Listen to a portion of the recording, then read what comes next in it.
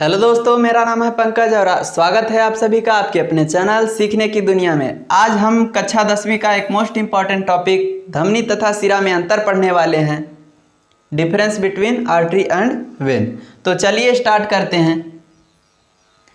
तो यहाँ आप चित्र में दो प्रकार की नलिकाएं देख रहे होंगे। ये नलिका हल्के नीले रंग की है, इस नलिका का नाम क्या है?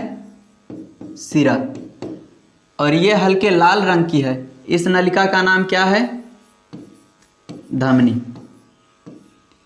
रंग अगर आपको नहीं दिखाई दे रहा होगा लाल और नीला, तो यहाँ मैं लिख दे रहा हूँ, ये हल्का नीला रंग का है और ये हल्का लाल रंग का है। तो धमनी और सिरा वास्तव में है क्या?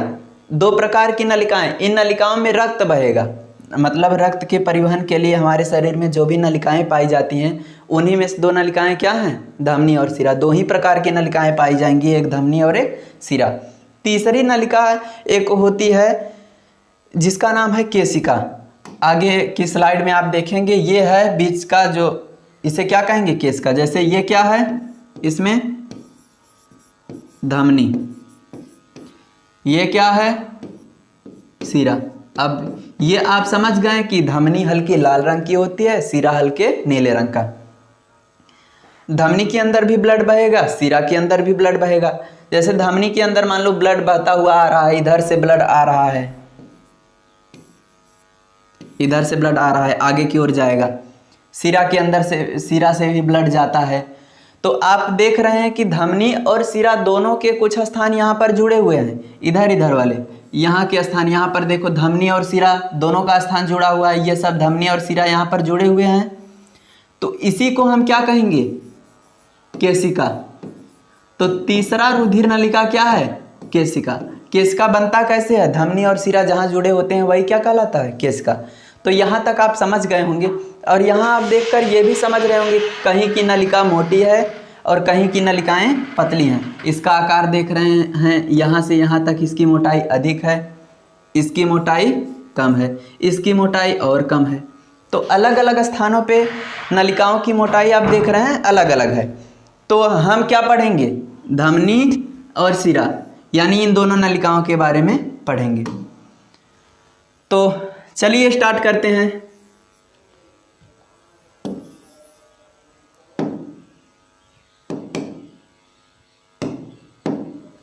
पहला है धमनी, अंग्रेजी में से क्या कहेंगे? आर्टरी। और दूसरा क्या है? सिरा, इसे कहेंगे अंग्रेजी में आर्टरी, इसे कहेंगे वेन। तो इन दोनों नलिकाओं के बीच में हम अंतर देखने वाले हैं। सबसे पहला अंतर यही है कि धमनी किस रंग की है? हल्के लाल रंग की, जबकि सिरा का रंग कैसा है? नीला रंग। ये एक सामान्य सा अंतर है रंग के आधार पे, ये आप समझ गए होंगे। अब देखो, इस नलिका में भी ब्लड बहेगा, इस नलिका में भी ब्लड बहेगा, लेकिन ज़्यादा प्रेशर से किस में बहता है? इस वाली नलिका में। इसमें ज़्यादा प्रेशर होता है, जो इसके अंदर ब्लड बहता है ज़्यादा तेज़ी से, ज़्यादा तीव्रता के साथ बहता है, जबकि इसमें कुछ कम तीव्रता होती है। इसका अगर तीव्रता की मान करें कितना होता है? 120 mm, और इसमें केवल 80 mm। तो जिस किसी ने ब्लड प्रेशर चेक कराते वक्त वो गणना देखी होगी, काउंटिंग देखी होगी, उसमें लिखा रहता है 120/80 ऐसा कुछ, या 80/120, कुछ इस प्रकार से लिखा रहता है। वो दिखा क्या रहा है? इनमें बहने वाले रक्त के प्रवाह के दाब को, यानी कितना प्रेशर से, ब्लड प्रेशर ही दिखा रहा है ये जो ये गणना है। तो ये आप देखे होंगे, कभी नहीं देखे होंगे तो मान यहाँ मैं आपको लिख के बता दे रहा हूँ कि इसमें रक्त कितना प्रेशर से बहेगा? रक्त दाब ज़्यादा होगा, ब्लड प्रेशर ज़्यादा होगा। कितना ज़्यादा होगा? इसमें ब्लड प्रेशर का मान कितना होगा? 120 mm, जबकि इनमें बहने वाले रक्त दाब का मान कितना होगा? इसकी अपेक्षा, धमनी की अपेक्षा कम होगा। नीले वाले में धीरे धीरे रक्त बहेगा, 80 mm। ये ब्लड प्रेशर का मान है। और आगे का अंतर देखते हैं। ये बताओ कि अगर धमनी में अधिक प्रेशर से रक्त बह रहा है तो क्या इसमें रक्त कभी भी लौट सकता है? जैसे तीव्रता के साथ मान लो इधर से इधर ब्लड आ रहा है, तेजी से आ रहा है, तो क्या वापस ब्लड इस नलिका में वापस जा सकता है? नहीं जा सकता। ज़्यादा तेजी से आ रहा है, सब जल्दी जल्दी आगे चला जाएगा। जबकि सिरा के अंदर ब्लड जा रहा है तो धीमी गति से जा रहा है। हो सकता है हल्की फुल्की रुकावट कहीं पर नलिका में दिखे तो वहीं से ब्लड वापस लौट जाए कुछ मात्रा में, क्योंकि स्पीड ज़्यादा तेज नहीं है कि जल्दी जल्दी आगे चला जाएगा, धीमी गति से जा रहा है। मतलब इसमें ब्लड वापस लौट सकता है, लेकिन ऐसा नहीं होना चाहिए, ब्लड वापस नहीं लौटना चाहिए। तो इसलिए यहाँ पर आप नलिकाओं के बीच में देख रहे होंगे, यहाँ पर एक संरचना पाई गई है कुछ इस प्रकार से। ये क्या है? वाल्व यानी कपाट। जबकि इसमें क्या आपको कहीं कपाट दिख रहा है? नहीं, इसमें दिख रहा है। तो याद रखना, धमनी के अंदर कपाट नहीं पाए जाते, जबकि सिरा के अंदर कपाट मतलब वाल्व, सिरा के अंदर कपाट पाए जाते हैं। यहाँ ये सिरा है, इसके अंदर कपाट पाए गए हैं। अब इस कपाट का काम क्या होगा? जैसे देखो इधर से ब्लड आ रहा है, कुछ इस प्रकार से कपाट है। जब इधर से ब्लड आ रहा होगा तो कपाट ऐसे खुल जाएगा, ब्लड आगे चला जाएगा, ब्लड आगे चला गया। लेकिन किसी कारण से अगर मान लो आगे कुछ हल्की फुल्की रुकावट है नलिका के अंदर, ब्लड वापस लौटने का प्रयास करेगा, कपाट ऐसे खुला हुआ है, जब ब्लड इधर से वापस इधर जाने का प्रयास करेगा तो ये कपाट ऐसे बंद हो जाएगा कुछ इस प्रकार से। ये दोनों कपाट बंद हो जाएंगे ऐसे, और ब्लड वापस नहीं जा पाएगा। तो कपाट किस में पाया जाएगा? जिसमें धीमी गति से ब्लड बहेगा, मतलब सिरा के अंदर। जिसमें तेज गति से बहता है उसमें कपाट नहीं पाया जाता। ये अंतर आप समझ गए। अगला अंतर हमें समझना है कि देखो, जब इसमें ज़्यादा तेजी से ब्लड जा रहा है तो क्या इधर अगल बगल की जो नलिकाएं हैं या नलिका की जो मोटाई है, यहाँ पर आप देख रहे होंगे नलिका की मोटाई कुछ दिख रही है, यहाँ से यहाँ तक नलिका की मोटाई, इसमें भी नलिका की मोटाई यहाँ से यहाँ तक नलिका की मोटाई कुछ है। क्या इस नलिका की मोटाई के ऊपर कुछ दबाव पड़ेगा? ज़्यादा प्रेशर से रक्त आ रहा है, मतलब इस मोटाई पर, इस नलिका पर प्रेशर पड़ेगा। इसमें भी ब्लड आ रहा है, मतलब इस पर भी प्रेशर पड़ेगा।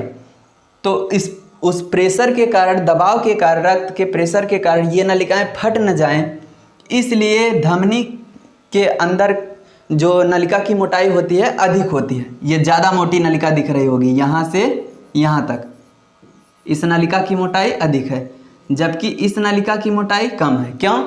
इसमें धीमी गति से रक्त बह रहा है, आराम आराम से, उसका प्रेशर ज़्यादा नहीं है, तो नलिका फटने की संभावना नहीं है। इसमें ज़्यादा संभावना है, इसलिए ज़्यादा मोटाई है नलिका की। तो ये भी आप समझ गए।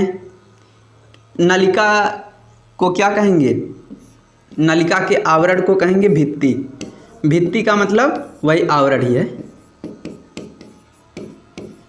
आवरण इसमें कैसा होगा? धमनी के अंदर अधिक मोटा। क्यों? अधिक प्रेशर से रक्त बह रहा है। जबकि सिरा के अंदर आवरण कैसा होगा? कम मोटा। क्यों? सिरा के अंदर कम प्रेशर से रक्त जा रहा है। तो ये कुछ सामान्य से अंतर थे, समझ गए होंगे आप। इसके आगे का अंतर हम देखते हैं।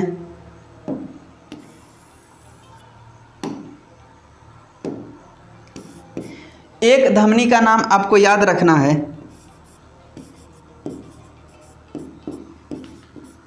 पल्मोनरी धमनी, और एक सिरा का भी नाम याद रखना है, पल्मोनरी सिरा। पल्मोनरी धमनी और पल्मोनरी सिरा, नाम कुछ कुछ मैच दिखाई दे रहे हैं। पल्मोनरी ये भी है, ये भी। पल्मोनरी धमनी को छोड़कर केवल ये वाली धमनी अलग होगी, बाकी जितनी भी धमनियां हैं सभी धमनियों के अंदर कैसा रक्त बहेगा? शुद्ध रक्त। पल्मोनरी धमनी नहीं, पल्मोनरी धमनी के अलावा अन्य जितनी भी धमनियां हमारे शरीर में हैं सभी धमनी के अंदर शुद्ध रक्त बहेगा। और पल्मोनरी जो सिरा है, इस पल्मोनरी सिरा को छोड़ दिया जाए तो हमारे शरीर में जितने भी सिराएं हैं सब में कैसा रक्त बहेगा? अशुद्ध रक्त। अब शुद्ध रक्त और अशुद्ध रक्त क्या है? इन दोनों सिराओं में नहीं बहेगा, इन दोनों में उल्टा होता है। बाकी जितनी भी धमनी सिराएं हैं सब में समान।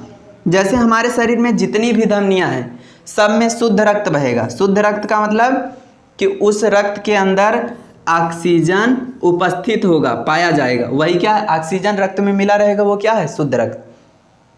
अशुद्ध रक्त क्या है? कि ऑक्सीजन नहीं मिला रहेगा, वो क्या है?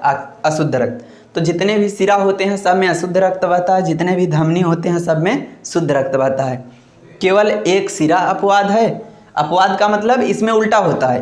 पल्मोनरी सिरा के अंदर उल्टा होगा, इसमें शुद्ध रक्त बहेगा। सभी सिराओं में अशुद्ध रक्त, लेकिन पल्मोनरी सिरा में शुद्ध रक्त। सभी धमनियों में शुद्ध रक्त, लेकिन पल्मोनरी धमनी में शुद्ध रक्त। ये पल्मोनरी धमनी और पल्मोनरी सिरा के बारे में आप जब हृदय की संरचना पढ़ेंगे उस समय हम इन दोनों के बारे में देखेंगे कि ये कहाँ पाया गया है हृदय के अंदर और क्यों इसमें उल्टा होता है, ये हम आगे पढ़ेंगे। ये बात याद रखना। और 4-5 पॉइंट यहाँ हमारे हो गए। अब एक बात और याद रखना कि जैसे हमारे शरीर में हृदय से रक्त कहाँ जाएगा? शरीर की कोशिकाओं में। फिर शरीर की कोशिकाओं से रक्त कहाँ आएगा? हृदय में। मतलब हृदय से रक्त जब पंप होगा तो हृदय से रक्त पूरे शरीर में चला जाएगा और फिर पूरे शरीर से ब्लड वापस लौटेगा, कहाँ आएगा? हृदय में। तो दो अलग नलिकाएं होंगी। ऐसा तो होगा नहीं कि इसी नलिका से रक्त जा रहा है फिर इसी से रक्त आ रहा है, क्योंकि हमारे शरीर में रक्त का प्रवाह तो हमेशा होता रहेगा। रक्त आते रहेंगे एक तरफ से दूसरी तरफ से जाते रहेंगे। एक ही नलिका के अंदर तो ये संभव नहीं है एक ही साथ ब्लड आ भी रहा है जा भी रहा है, नहीं हो सकता। इसका मतलब दो अलग अलग नलिकाएं होंगी। यहाँ दो अलग नलिकाएं दिख रही हैं, एक धमनी एक सिरा। तो धमनी से ब्लड हृदय से कहाँ जाता है? शरीर की ओर। ये एक और अंतर है इनमें।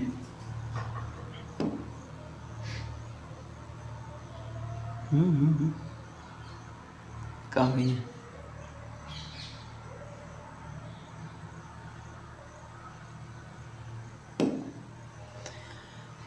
जो धमनी होती है, धमनी से रक्त कहाँ जाता है? यहीं पर लिख दे रहे हैं, कहाँ जाता है? हृदय से शरीर की तरफ। लेकिन ऐसा भी हो रहा होगा उसी समय, कुछ स्थानों से हृदय से रक्त जा रहे होंगे, कुछ तरह से हृदय के अंदर रक्त आ रहे होंगे। शरीर के अंदर ब्लड एक तरफ से जा रहा होगा एक तरफ से आ रहा होगा। तो कौन सी नलिका लेकर जाएगी हृदय से ब्लड को शरीर में? कौन लेकर जाएगा? धमनी। और इसका विपरीत कौन कार्य करेगा? सिरा। सिरा क्या करेगा? शरीर से ब्लड को वापस हृदय के अंदर लाएगा। तो ये कुछ अंतर हैं जो हमें पढ़ने हैं धमनी और सिरा के बीच में। तो उम्मीद है ये कितने अंतर हो गए? 2, 2, 4, 1, 5, 1, ये वाला 6 अंतर। तो 6 अंतर बहुत हैं धमनी और सिरा के बीच में। उम्मीद है आपको समझ में आया होगा। धन्यवाद।